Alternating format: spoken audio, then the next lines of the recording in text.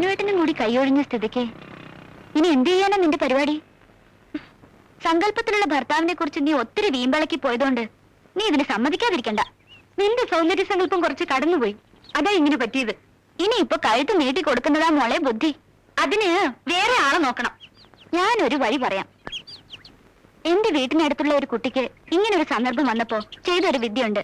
അങ്ങനെ ചെയ്താലോ? അതെന്താ? കല്യാണ നിശ്ചയം കഴിഞ്ഞതിന്റെ അടുത്ത ദിവസം രാവിലെ അവൾ സധൈര്യം ഭാവി വരന്റെ വീട്ടിലേക്ക് കയറി ചെല്ലുന്നു. നടന്നതും നടക്കാത്തതുമായ പല കഥകൾ തട്ടിവിടുന്നു. ഭാവി വരൻ ഫ്ലാറ്റ്. പിന്നീട് അവള് സന്യസിക്കാൻ പോയെന്ന് നാട്ടുകാർ പറയുന്നത് കേട്ടത്. ഐഡിയ.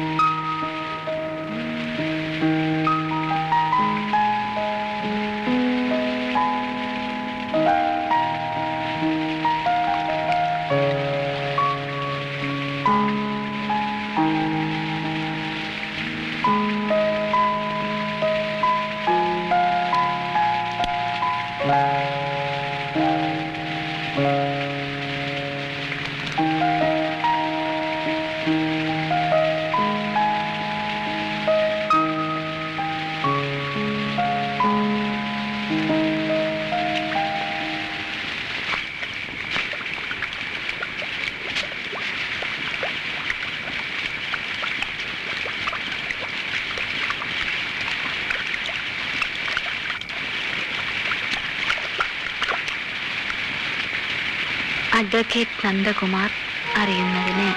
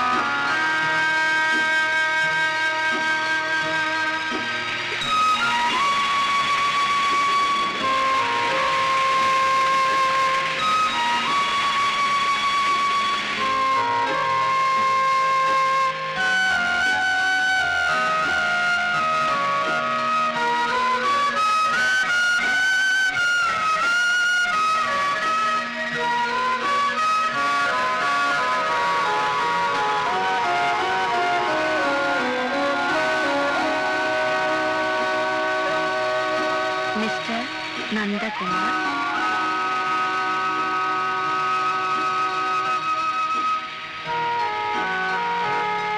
അഡ്വക്കേറ്റ്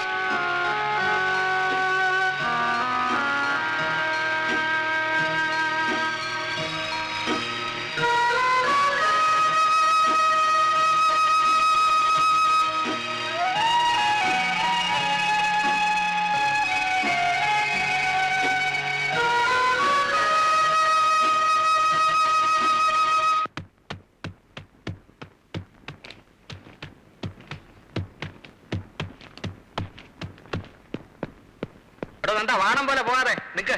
നീ എപ്പോ ഫ്രീ ആവും? കോടതി പരിസരത്ത് വെച്ച് അമിത സ്വാതന്ത്ര്യം കാണിക്കുന്നത് നിന്നോട് ഞാൻ പലതവണ പറഞ്ഞിട്ടുണ്ട്. നീ ഒരു വെറും bench clerk. I am the public prosecutor. Sorry, ഞാൻ മറന്നു. ഞാൻ ഇനി ആവർത്തിക്കത്തില്ല. ഞാൻ ചോദിച്ച ചോദ്യത്തിന് ഉത്തരം കിട്ടില്ല. നീ എപ്പോ ഫ്രീ ആവും? സോറി സാർ, എപ്പോ ഫ്രീ ആവും? 2 ദിവസം കഴിയും. ഒരു അർജന്റ് മാറ്റർ പറയാനാ വന്നത്. പറയൂ. സാരമല്ല, ഞാൻ 4 ദിവസം കഴിഞ്ഞ് ഫ്രീ ആവും. അപ്പൊ ഞാൻ പറയാം. എടാ, തമാശ വിളമ്പാതെ കാര്യം എന്ന് വെച്ചാ പറ. നിന്റെ ഗുമസ്തൻ, സോറി സാറിന്റെ ഗുമസ്തൻ ഗുലുമാലി ജമാലിന്റെ മേളിൽ ഒരു കണ്ണുണ്ടായിരിക്കും നല്ലതാണ്. സാറിന്റെ കേസ് അവൻ മറച്ചു വിൽക്കുന്നുണ്ട്. എന്റെ പ്രൊഫഷണൽ ഡീറ്റെയിൽസ് ഒന്നും തൽക്കാലം ഇടപെടണ്ട. അത് ഞാൻ തന്നെ നോക്കിക്കോളാം. ഓക്കെ? സോറി, ഗുലുമാല എന്നെ വിളിക്കുന്നു. താനല്ലോ തോന്നുന്നു.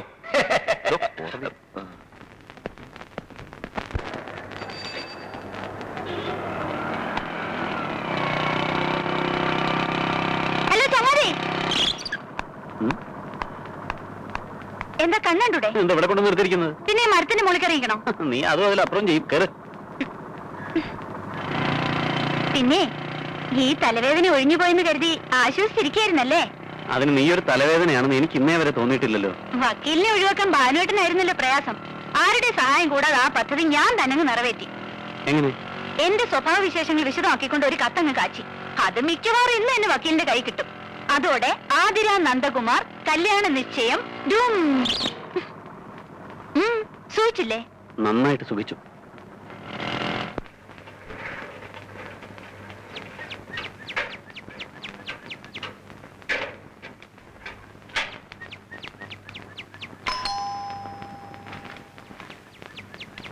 ഈ മാസം സമരം വേണ്ടാന്ന് വെച്ചോ? ഓ, നന്ദകുമാർ അഡ്വക്കേറ്റ് പ്രേമലേ. അപ്പൊ അവർക്ക് സമ്മതക്കുറവില്ല. എന്നാ പിന്നെ അങ്ങ് ഉറപ്പിക്കല്ലേ ബ്രോക്കറെ? പക്ഷേ ഒരു കുഴപ്പമുണ്ട്. പെണ്ണിന്റെ ഗ്രഹനിലയും സാറിന്റെ ഗ്രഹനിലയും കൂടി ഞാൻ ഒരു ജ്യോത്സ്യനെ കാണിച്ചു. ഒരുത്തമില്ലേ?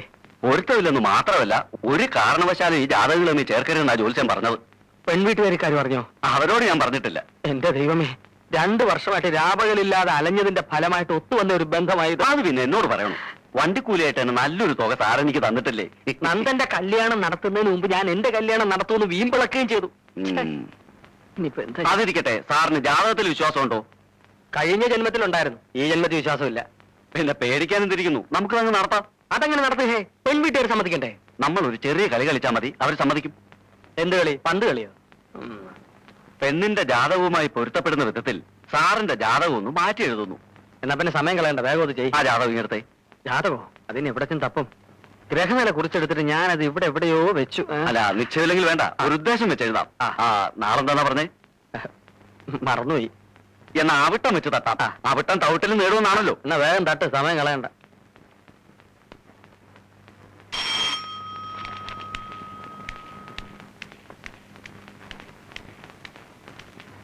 ഗായത്രി മേനോൻ കേസിന്റെ ഫയൽ എത്തിയോ? ഇല്ല. കേസ് ഫയൽ ചെയ്യേണ്ട സമയം കഴിഞ്ഞു. ഞാൻ ആ SI 2 തവണ ഫോണിൽ വിളിച്ച് പറഞ്ഞാണല്ലോ. പോകുന്ന വഴിക്ക് താൻ പോലീസ് സ്റ്റേഷൻ കയറി വിൻസെന്റ് ഡിസൂസയോട് ഗായത്രി മേനോൻ കേസിന്റെ റെക്കോർഡ്സുമായിട്ട് ഇങ്ങോട്ട് വരാൻ പറയണം. ആ SI ഒരു ചൂടനാ. ഇങ്ങോട്ട് വരാൻ പറഞ്ഞാ വരുവാ. പിന്നെ ഞാൻ അങ്ങോട്ട് ചെല്ലണോ? പറഞ്ഞു കേട്ടാ മതി. ചെല്ലേ.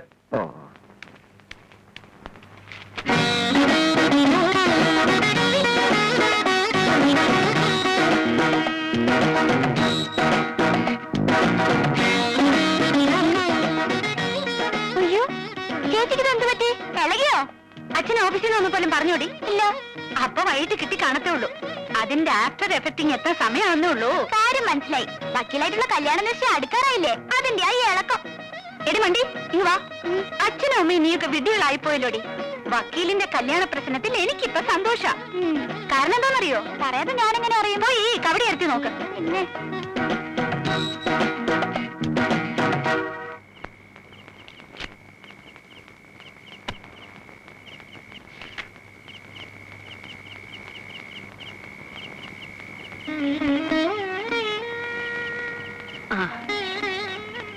നിശ്ചയത്തിന്റെ തീയതി കുറിപ്പിച്ചുകൊണ്ട് നാളെ ശിവശങ്കർ നിങ്ങി വരും. വരട്ടെ. നീ കൂടെ ഇവിടെ ഉണ്ടായിരുന്നെങ്കിൽ കാര്യങ്ങളൊക്കെ ഒന്ന് പറഞ്ഞേൽപ്പിക്കാമായിരുന്നു. അമ്മ കിടന്ന് ധൃതി വെക്കാതെ. എനിക്ക് ധൃതിയാ. വന്ന ആലോചനകളൊക്കെ ഓരോ കാരണങ്ങൾ പറഞ്ഞ് നീട്ടിക്കൊണ്ടുപോയി. ഇനി അത് പറ്റില്ല. നമ്മൾ അവരുടെ സൗകര്യം കൂടെ നോക്കണ്ടേ അമ്മേ? സാധാരണ പണവും പണ്ടവും ഒപ്പിക്കാനാ പെണ്ണ് വീട്ടുകാർ സമയം ചോദിക്കുന്നത്. നമ്മൾ അവരോട് സ്ത്രീധനമൊന്നും ചോദിച്ചില്ലല്ലോ. പിന്നെ എന്ത് സൗകര്യം നോക്കാനാ? എനിക്ക് വെച്ച് വിളമ്പി അമ്മ മടുത്ത് കാണും ഇല്ലേ? മടുത്തിട്ടല്ലടാ മോനെ, മരുമകളോടൊത്ത് കഴിയാനുള്ള എന്റെ ആഗ്രഹം നിനക്ക് മനസ്സിലാകാഞ്ഞിട്ടാ. വലിയ കൊതിയും കൊണ്ടിരുന്ന് അവസാനം മരുമോള് വന്ന് അമ്മാവി എന്നെ അടിച്ചിറക്കിയില്ലെങ്കിൽ കൊള്ളാം. നിന്റെ തിരുനാക്കം ഉണ്ടെന്നും പറയാതിരുന്നാ മതി. കണ്ടിട്ടൊരു അടക്കവും ഒതുക്കവും ഉള്ള പെൺകുട്ടിയാ. കണ്ടോ, മണിയടിക്കുന്നു. സത്യം. മണി 10 പെണ്ണ് കാണാനെന്ന് പറഞ്ഞ് ഉള്ളി പോയിട്ട് ഇത് എവിടെ പോയി കിടക്കുക? അവനുള്ളത് അവിടെ കാണാൻ അടച്ചു വെച്ചിട്ട് അമ്മ കിടന്ന് തുടങ്ങി. പെണ്ണ് കാണാനാ പോകുന്ന കാര്യം വഴിക്ക് വെച്ച് മറക്കാതിരുന്നാ മതി. അരണയുടെ ജന്മ അരണയുണ്ണി. കേക്കണ്ട. അമ്മയും മോനും കൂടി എന്നെ അരണയാക്കരുത്. നീ എത്തിയേ? ഇങ്ങെത്തിയിട്ട് 10-36 വർഷമായി. നിയമപുസ്തകം. എന്റെ അസാന്നിധ്യത്തിൽ അമ്മയും മോനും കൂടി എന്നെ പറ്റി പരദൂഷണം പറയല്ലേ? നിന്നെ പറ്റി എന്ത് പറയാൻ? എന്തൊക്കെ പറയാം. ഞാനൊരു ഇത്തിൽ കണ്ണിയാണെന്നും തീറ്റിപ്പണ്ടാരമാണെന്നും കല്യാണത്തിന്റെ കാര്യം പറഞ്ഞ് എന്നെ എങ്ങനെയെങ്കിലും ഇവിടുന്ന് ഒഴിവാക്കണം എന്നൊക്കെ പറയാമല്ലോ. വല്ലതും പറയാനുണ്ട് എന്നെ മുഖത്ത് നോക്കി പറയരുതോ? നാണോ മാനോ ഇല്ലാത്ത ഇവന്റെ അടുത്ത് പറഞ്ഞിട്ട് വല്ല കാര്യം തോന്നുന്നു. അതെ, നീ പെണ്ണ് കാണാൻ പോയിട്ട് എന്തായി? പെണ്ണിനെ കണ്ടു. ഉം. സുന്ദരി, ഉം. ജനന മരണ രജിസ്റ്റർ ഓഫീസിൽ ജോലി. ഉം. മുട്ടാറ്റ മുടി. സിറ്റിയിൽ ഒരു വീട് വാടകയ്ക്ക് കൊടുത്തിട്ടുണ്ട്, അത് ഒഴിഞ്ഞേരും. പക്ഷെ പെണ്ണിന്റെ തന്തയുടെയും തള്ളയുടെയും ചീട്ട് കീറിയ ശേഷം മാത്രമേ ഞങ്ങൾക്ക് സ്വന്തമായിട്ട് വെച്ച് അനുഭവിക്കാൻ പറ്റത്തുള്ളൂ. അയ്യോ, അതുവരെ നിങ്ങളുടെ രണ്ടുപേരുടെയും താമസം വലിയ പ്രശ്നമാവുമല്ലോ. എന്ത് പ്രശ്നം? ഒരു പ്രശ്നവുമില്ല. കൊട്ടാരം പോലത്തൊരു വീടല്ലേ സിറ്റിയില്. ഏത്? ഇത് കല്യാണം കഴിച്ച് ഞങ്ങൾ ഇങ്ങോട്ട് മാറി താമസിക്കുമ്പോഴേ ഓ. അമ്മേ വയറ് വെച്ചിട്ട് ചോറ് വല്ലോണ്ട് വിളമ്പിത്താ, ഇല്ലേ ചീരയെങ്കിലും പറിച്ച് പുഴുങ്ങിത്താ. അവിടെ അടച്ചു വെച്ചിട്ടുണ്ട്, ചെന്ന് വാരി വാരി ഞണ്ണ് ചെല്ലേ. അമ്മേ വഴി നിന്ന് മാറിയിരിക്കുന്നേ. അരണേ, അതെങ്ങനാ? നീ ഇവിടെ പറഞ്ഞതൊക്കെ അവിടെ ചെല്ലുമ്പോഴേക്കും മറക്കും.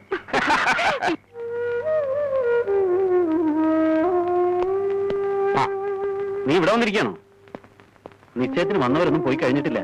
നീ ഇങ്ങനെ വിഷമിച്ച് മാറിയിരിക്കുന്നുണ്ട്, അവർക്ക് എന്ത് തോന്നുന്നു? കുന്തം. ഉം. ഒരു കാര്യം ആലോചിച്ച് സമാധാനമായിട്ട് ചെയ്യില്ല, അതാ നിന്റെ കുഴപ്പം.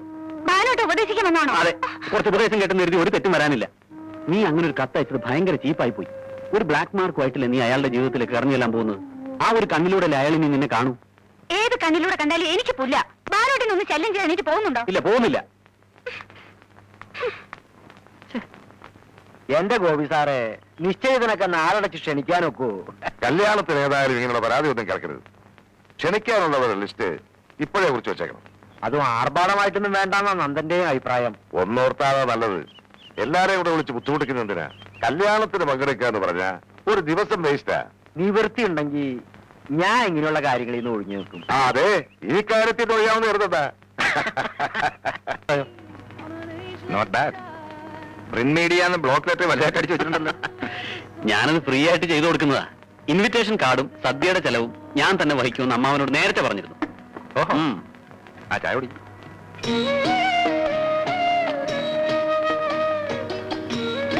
പഠിക്കുന്ന ബി എ കാണുന്നൊക്കെ പറഞ്ഞാലും ആദരയ്ക്ക് ഇപ്പോഴും കൊച്ചു കുട്ടികളുടെ സ്വഭാവമാണ്. പ്രഗത്ഭനായ ഒരു പബ്ലിക് പ്രോസിക്യൂട്ടറുടെ സഹധർമ്മിണിയാവാനുള്ള മെച്യൂരിറ്റി അവൾക്കുണ്ടോന്നാണ് എന്റെ ആശങ്ക. കുറച്ച് കുട്ടിത്വമില്ല, പിന്നെ ലൈഫിന് എന്താ ഒരു രസം. എന്റെ പ്രൊഫഷനിൽ ഒരുപാട് ടെൻഷനുണ്ട്. പിന്നെ ഫാമിലി ലൈഫ് കുറച്ച് ലൈറ്റ് ആയില്ലേ മനുഷ്യന് ഭ്രാന്ത് പിടിക്കില്ല. ഈ ആറ്റിറ്റ്യൂഡ് ഉള്ള ഒരാളെ അല്ല ആദ്യം മാരേജ് ചെയ്യുന്നതെങ്കിൽ അഡ്ജസ്റ്റ് ചെയ്യാൻ വലിയ പാടാ.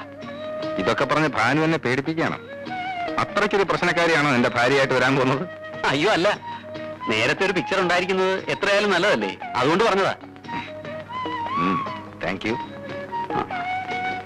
ഇപ്പൊ തന്നെ അവളെന്തോ ലെറ്ററോ ഗ്രീറ്റിംഗ് കാർഡോ ഒക്കെ എഴുതി അയക്കാൻ പോകുന്നുണ്ടെന്ന് അവിടെ പറയുന്നത് കേട്ടു. ഉള്ള കുസൃത്തരങ്ങളെല്ലാം എഴുതി പിടിപ്പിച്ചിട്ടുണ്ടാവും. ഹാൻഡ് റൈറ്റിംഗും സാഹിത്യവും ഒക്കെ അറിഞ്ഞിരിക്കാവല്ലോ. വരട്ടെ.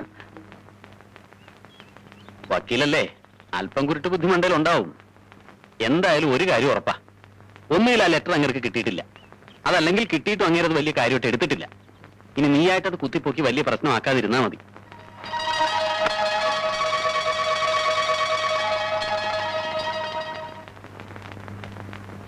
റെക്കോർഡ്സ് കംപ്ലീറ്റ് ഇല്ലല്ലോ. ആര് പറഞ്ഞില്ലെന്ന്? എല്ലാ പേപ്പേഴ്സ് പോലുണ്ട്, അതും ശക്തമായ എവിഡൻസ്. എന്ത് ശക്തം? ശരിയായ FIR ഇല്ല, സാക്ഷികളില്ല.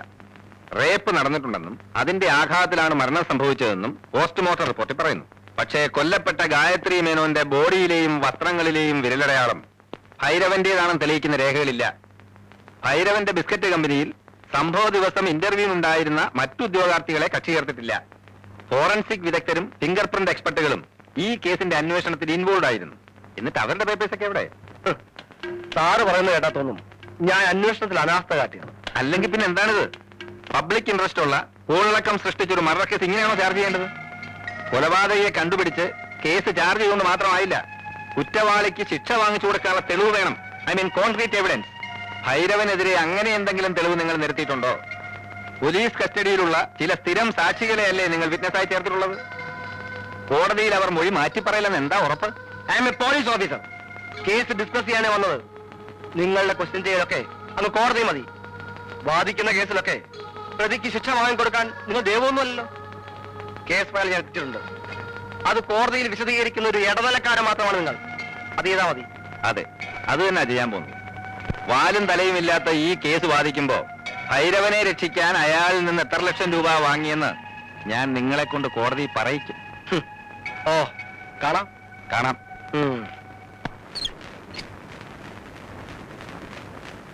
എടാ ഉണ്ണിയുടെ ആ, അപ്പുറത്തെങ്ങാനും കാണും. അവൻ കാപ്പ് കുടിക്കുന്ന കാര്യം മറന്നു കാണും. എടാ ഉണ്ണി, നീ കാപ്പ് കുടിക്കുന്നില്ലേ? കഴിക്കാനൊരു മൂടില്ലമ്മേ. ഞാൻ ഇന്നോ നാളെ ഇവിടുന്ന് മാറി താമസിച്ചാലോ എന്ന് ആലോചിക്കുക. എന്താ കല്യാണ മുഹൂർത്തം അടുത്തടുത്ത് വരികയല്ലേ ഞങ്ങൾ രണ്ടാളുടെ. എടാ നീ ഇവിടുന്ന് മാറി താമസിക്കണമെന്ന് ഞാൻ വെറുതെ പറഞ്ഞതല്ലേ, നീ അത് സീരിയസ് ആയിട്ട് എടുത്തത്. നീ തമാശയായിട്ട് പറഞ്ഞാണെന്ന് എനിക്കറിയാം. പക്ഷേ നിന്റേതായിട്ടൊരു ജീവിതം തുടങ്ങുമ്പോ ഞാൻ ഇനി ഇവിടെ പറ്റിക്കൂടുന്നത് ശരിയാണോ അമ്മേ? അമ്മ വിഷമിക്കണ്ട. അമ്മയുടെ രുചികരമായ പാചകം അനുഭവിക്കാൻ ഞാൻ ഭാര്യയും കൂട്ടി അടിക്കടി അല്ല ദിവസം ഇങ്ങോട്ട് വന്നോളാം. ഇവിടെ അടുത്താണല്ലോ വീട്. നിന്റെ വീട് ദൂരെ ഞാനൊന്ന് കണ്ടില്ലല്ലോ. അവിടെ സംഗതിയൊക്കെ ഒന്ന് സെറ്റപ്പ് ചെയ്യണ്ടേ? പബ്ലിക് പ്രോസിക്യൂട്ടർ ആണെന്ന് കരുതി വിളിക്കാൻ മടിക്കണ്ട, ഏത് സമയത്ത് ഞാൻ വരാം. നിന്റെ കാര്യങ്ങൾ നോക്കാൻ തന്നെ നിനക്ക് സമയമില്ല. വീട് മെനകിടക്കാൻ അമ്മായിയപ്പൻ അവിടെ ഒരാളെ നിർത്തിയിട്ടുണ്ട്. ഷോക്കേസ് ഉണ്ടാക്കുക. ഓ ആഹാ, അപ്പൊ കല്യാണത്തിന് മുമ്പേ അമ്മായി അച്ഛൻ മരുമോനെ അങ്ങ് ഏറ്റെടുത്തു അല്ലേ? ഇത്രയും കാലം ഇവിടെ നിന്ന് അനുഭവിച്ച യാതനകളൊക്കെ ഈ കല്യാണത്തോടെ തീരുമെന്ന് ജാതകത്തിൽ പറഞ്ഞിട്ടുണ്ട്. ഇത് ഉറപ്പിച്ച അന്ന് മുതൽ എനിക്ക് നല്ല ടൈമാ അമ്മേ. എന്നാ ഒന്ന് കാത്തുടി. കഴിക്കണോ? എന്നാ വേണ്ട. എന്നാ കഴിച്ചോളാം. വെറുതെ അതും ഇതുമൊക്കെ ആലോചിച്ച് ഞാൻ എന്തിനാ എന്റെ ശരീരം മെലിയിപ്പിക്കുന്നത് അല്ലേ? എന്താ ചമ്മന്തിയാ? ദാ. ദോശ അമ്മേ. ആ അവിടെ ദോശ, ദോശ. ഓ തണുത്തു പോയി. അയാൾ എന്താ ഉദ്ദേശിക്കുന്നത് എനിക്ക് മനസ്സിലാവുന്നില്ല.